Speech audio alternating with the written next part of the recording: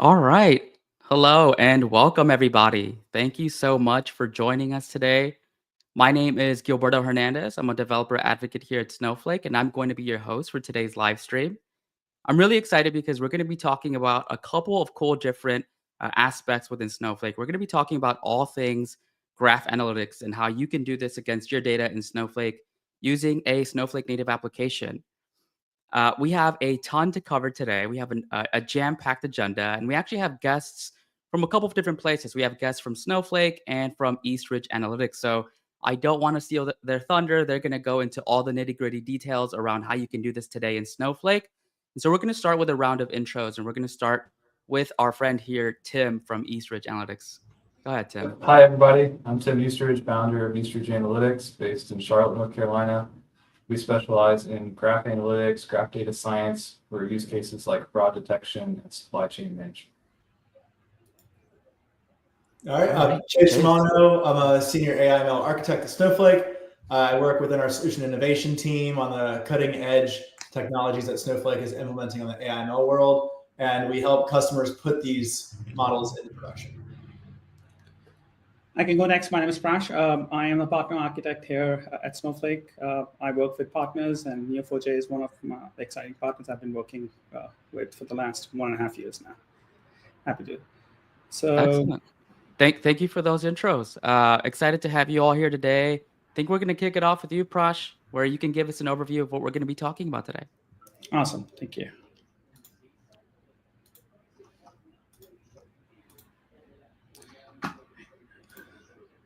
Okay, so I'm sure you guys have heard about Neo4j. For you guys who are not familiar, for those who are unfamiliar with Neo4j, it is a graph database and analytics company, and Neo4j Analytics is a specialized offering that provides a rich suite of algorithms optimized for the graphy data structures to detect patterns in your data at scale. And it's available on Snowflake Marketplace, and you will see from the demo what Chase and Tim are going to present. So by detecting these patterns, basically you can understand what is important and what's unusual in your data. So it's pretty exciting. Some of the important use cases we at Snowflake would be we can solve using Neo4j graph analytics would be building a recommendation. What should I recommend, like a movie recommendation, all this kind of stuff. Customer 360 by pulling a customer data from different system sources, from marketing, sales, or figuring out the shortest path by solving tons of supply chain issues over here. I'm going to quickly go on to this. At Snowflake, we have partnered with Neo4j to bring the power of graph analytics. It is done in a combination of building up a native app in a Snowpark Container Services. So now you can project your Snowflake data into an in-memory run graph algorithms, the favorite graph algorithms like PageRank, shortest path, and enrich your existing data and find out the insights. So what I want to emphasize is all of this is done in a Snowflake environment without data ever moving the Snowflake boundaries over here. Last, quickly, as I said, like the marketplace, we have a native app that is built in conjunction with Neo4j. So a brief about what native apps is. So you can install and run application and consumer account and a Snowflake account. Developers can actually bring in an existing containerized application, distribute and monetize it. So tons of stuff that we have done in the last 1.5 to 2 years as a native apps thing. And Neo4j is one of the success stories that we're going to talk about it. And most important is you can containerize your application. That's how we'll be able to run the Neo4j apps in the marketplace here.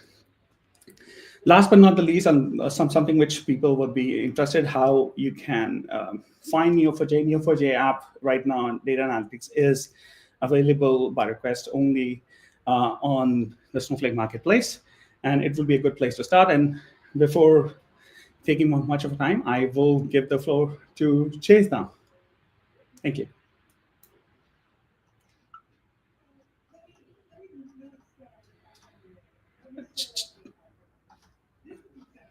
Chase, you're muted. All right. And there we go. And so now we're going to jump into the live demo.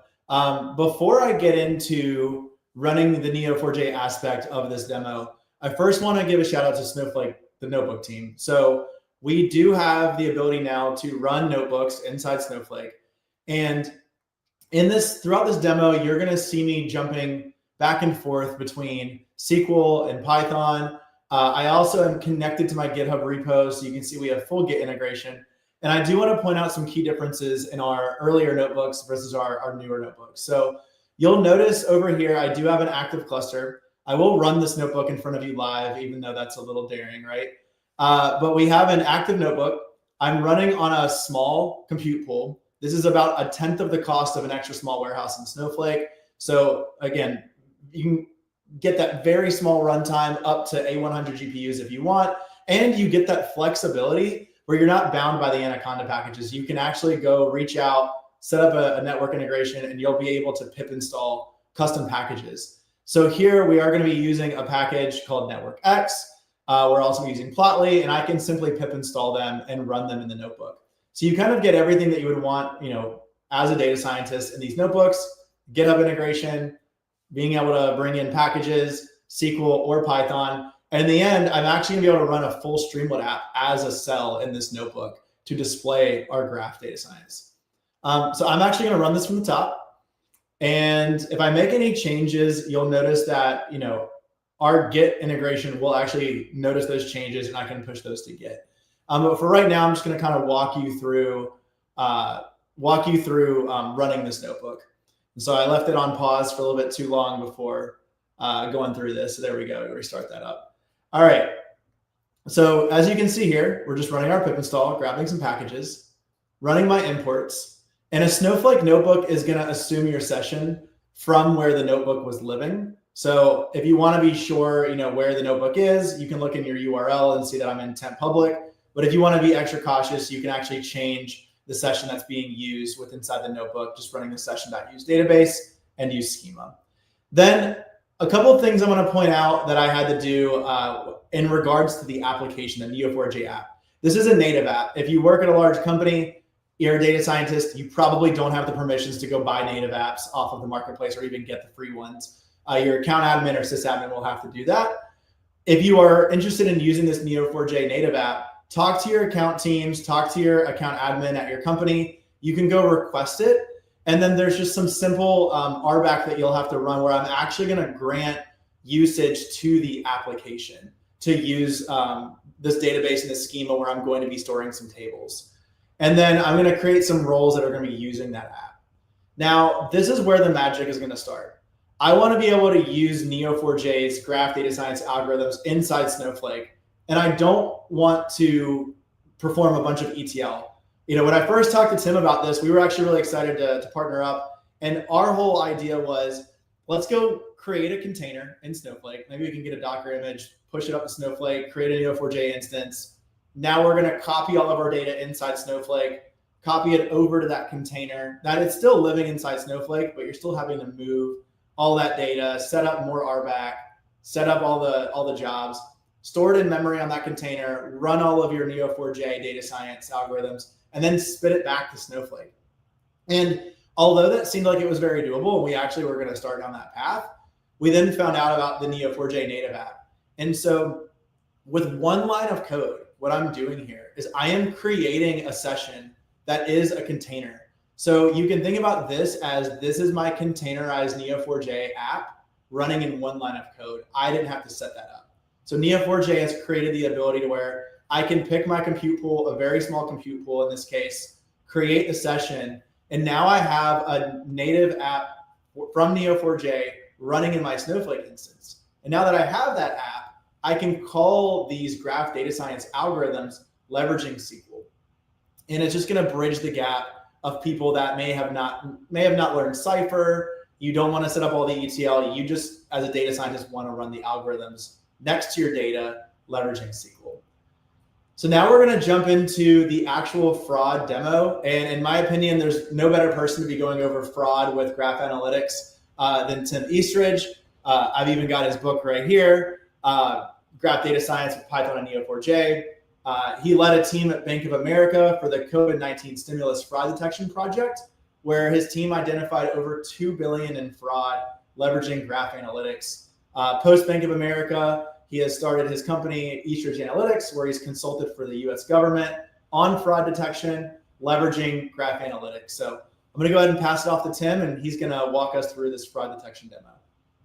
Yep, thank you, Chase. And I want to give a special shout out to the Neo4j team led by Stu Moore. Really excited about this integration with Snowflake. This is going to make people's lives a lot easier to run graph data science algorithms directly in Snowflake. So really excited. So let's jump into the demo. The first thing to know in graph analytics is we operate by a set of nodes and relationships. And what I mean by a node is a dot on the screen connected to another dot via a relationship. So Chase, if you scroll down a little bit, we have a preview here of what a graph network looks like, right? So each of these dots is a node. In this case, it's a customer. And then each line connecting the dot is a shared credit card between customers. And so what we're going to do in this demo is look for communities of fraud highlighted by those red nodes. So this first table here, we have a node ID, which represents a customer ID. The second column is a fraud flag. So if the customer has been confirmed for fraud in the past or not. And then we have other attributes about the customer as well that can help us identify fraud. So in this example, it's a pretty simplistic example just for the demo. In real life, there's a lot of attributes that can highlight fraudulent behavior, but we're just going to use these three columns for now. The second table is the shared card, which represent the relationships between the nodes. So we have a source node ID connected to a target node ID. And again, these are both customer IDs that are linked because they have a shared credit card. Also, I should mention P2P stands for peer-to-peer. So you can think Zelle or Venmo. These are people that are transacting with each other, and they also have shared credit cards. Great. All right. So now this is where the magic happens with the new Neo4j app that's a native app in Snowflake.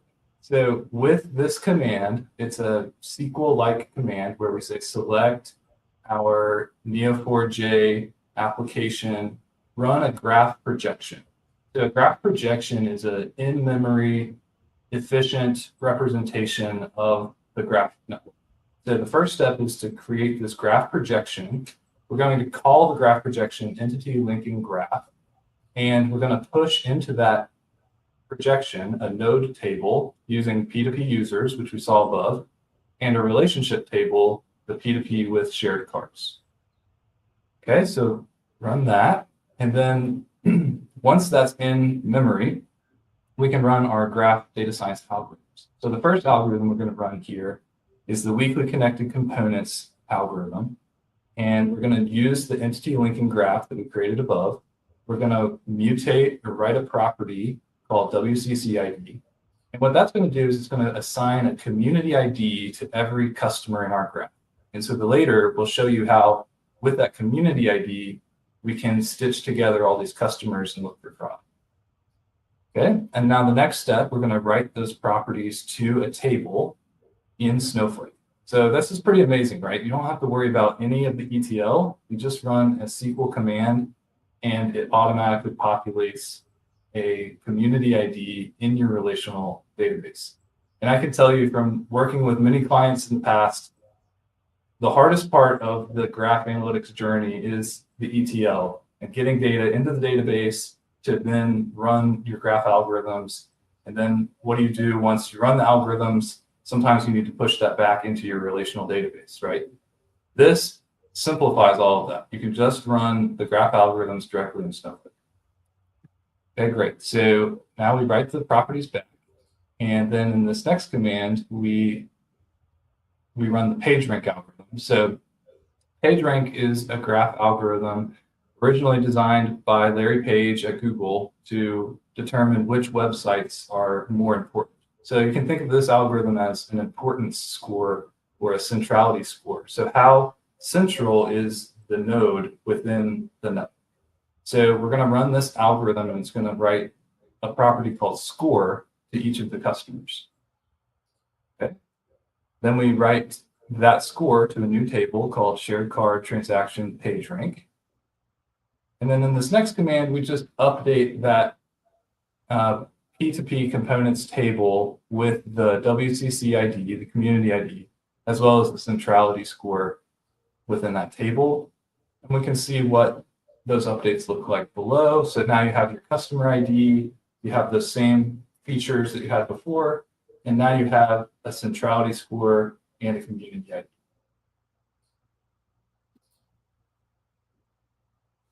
Great. So now this query, we're going to aggregate the community level and sum up the number of fraud transfer flags within each community.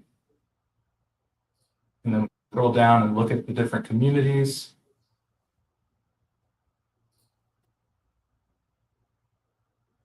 Perfect. So this first row here says community 433 has 23 different users or customers within the community.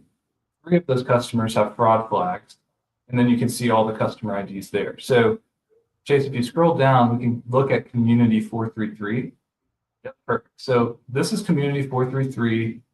We can see 3 of those fraud flags identified in red, and we can see all the connections that they share with other customers. And if you're an investigator, you might look at this and think, okay, maybe these other customers that are highly correlated and associated with these fraudsters, these might also be suspicious actors as well. Yeah. So as a data scientist, I want people to be thinking about, I'm a data scientist in my job at Snowflake, right? I work with customers that have, captured fraud or they have some propensity models. As a data science team, we may already, we're already going to have these fraud flags. Now we have this ability to leverage Neo4j to find out, are there other bad actors associated with that person? And then it sounds like you could even take these communities and kind of work backwards by creating the community and then almost using those communities as a feature in the data science model. Yep, that's right. Graph data science is hand in hand with machine learning algorithms. So in the past, I've seen your F1 score increase by 10% by incorporating some of these community features and centrality scores into your machine learning models. So it definitely works that way, where you can run the algorithm and implement it into your ML pipeline. But it also works the other way. So if you have output from an ML pipeline to help the investigators or whatever analyst is leveraging the data to get started, they can use that output from the ML model and hone in on the graph analytics journey, look for communities that have high risk scores, for example. Yeah, and as a data scientist, as I'm going through this, right, I may want to do some EDA, or I may want to present this right away while I'm working on it, or dive into some other communities. Yeah, I can just type 433 here, but because we have the integration with Streamlit, I can look at some of these IDs. I see 4332 where I've got 8 people, 2 of them are fraud. If I want to visualize 4332, you can see we can run Streamlit directly in a notebook, in a cell.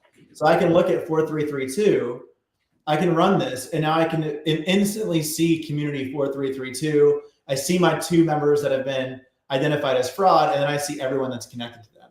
And we can dive right into that, right? And so I think just having this ability, I've been learning about graph data science over the last few months.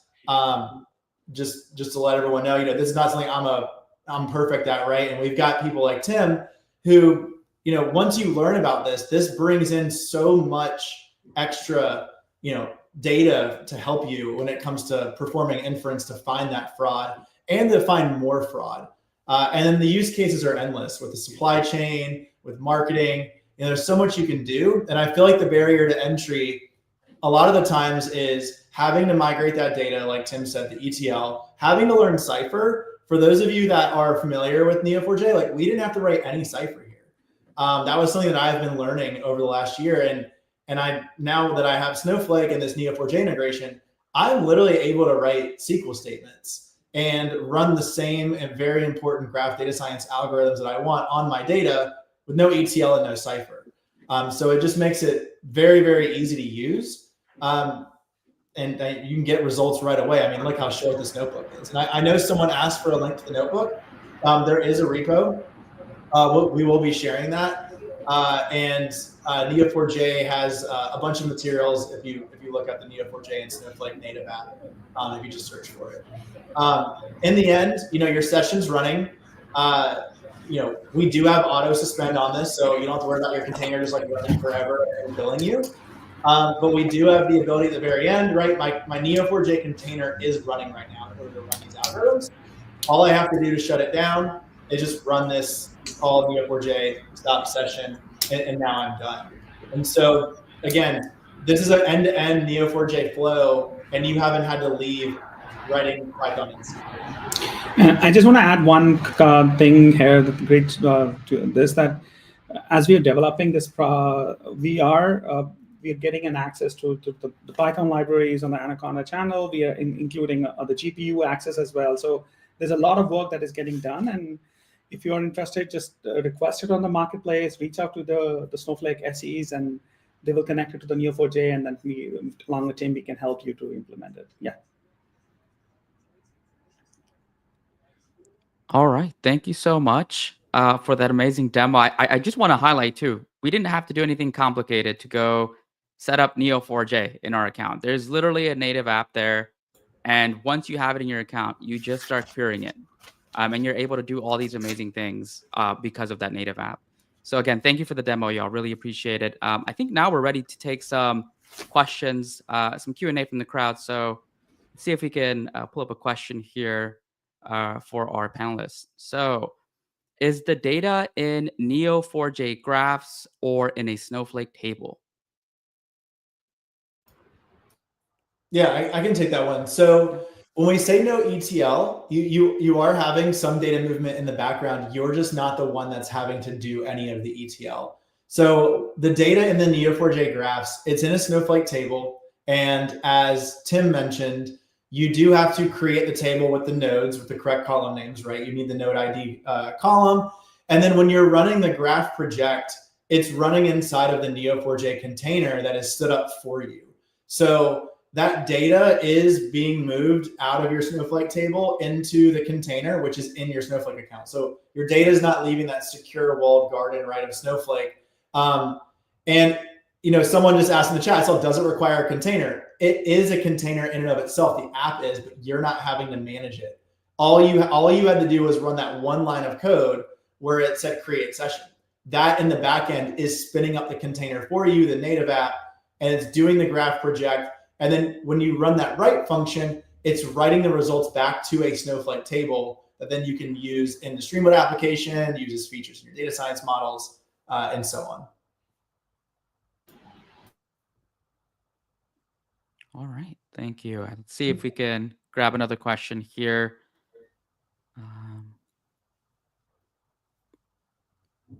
Okay. Yeah, and I just want to, Chase mentioned this, but Snowpark Container Services being used by the native application. You don't have to worry about orchestrating any of that. The native app makes it super easy for you to do all of this in your account. No data is ever leaving your Snowflake environment. I think that's super important to just reiterate for folks. Okay, just to close this out, I do have a couple of questions here. So for anyone that's looking to get started in doing this today, how would they go about getting started? Yep, I can take that one. So graph data science is an exciting field to learn about. There's a ton of graph theory that you can learn. Neo4j website has a lot of material to help people get up and running. They have an academy where you can gain certifications, become a Neo4j certified professional. I would definitely recommend starting there. They help you get up to speed with all the different algorithms and how to write Cypher queries, like Chase mentioned. That's a great resource. Of course, the book that I wrote, Graph Data Science with Python and Neo4j, I wrote it for data analytics practitioners that are familiar with data and Python, and maybe not so much with graph analytics. So it's a great place to just dive in, learn about what we mean by graph analytics, and it has step-by-step tutorials for running code and getting up to speed with graph analytics.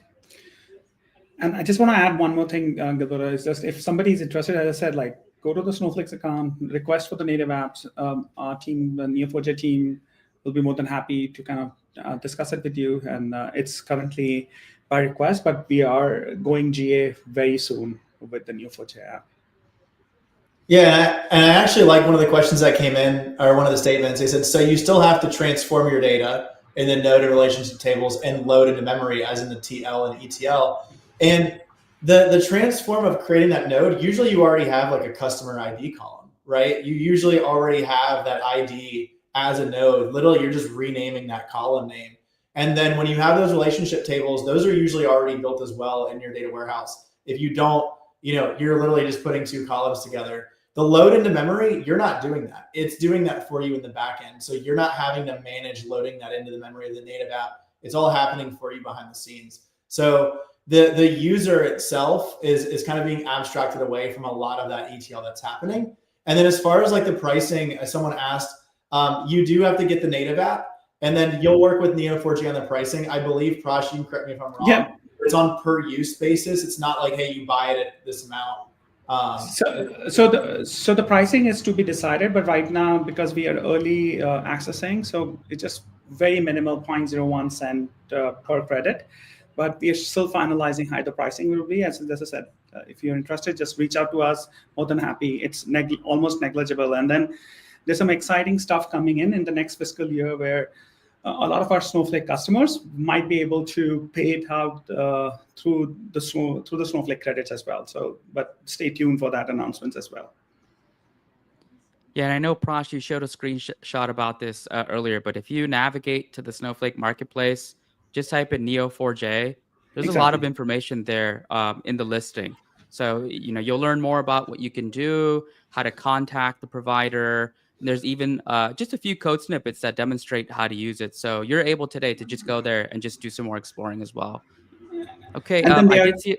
Yeah, go ahead. And there are a couple of tutorials as well on the links as well on the GitHub repos. Sorry, Gilbert. Yes. Oh yeah, no problem. Okay, yeah, definitely check out those tutorials as well. I did see a question around whether or not this is going to be replayed. I highly recommend that if you want to go back and watch this on demand, check out the Snowflake Developers YouTube channel.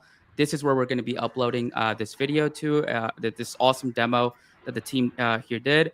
And with that, I want to go ahead and close it out. Give a big thanks to Tim, Chase, Prash. Thank you so much for educating us on all things graph analytics and Neo4j and native applications. Definitely get started using the resources that Tim mentioned. And also, Chase, if you have that book handy that Tim wrote, right? This is another great graph data science with Python and Neo4j by Tim Eastridge. We have another great resource for you to get started. So thank you so much, and we will see you next time.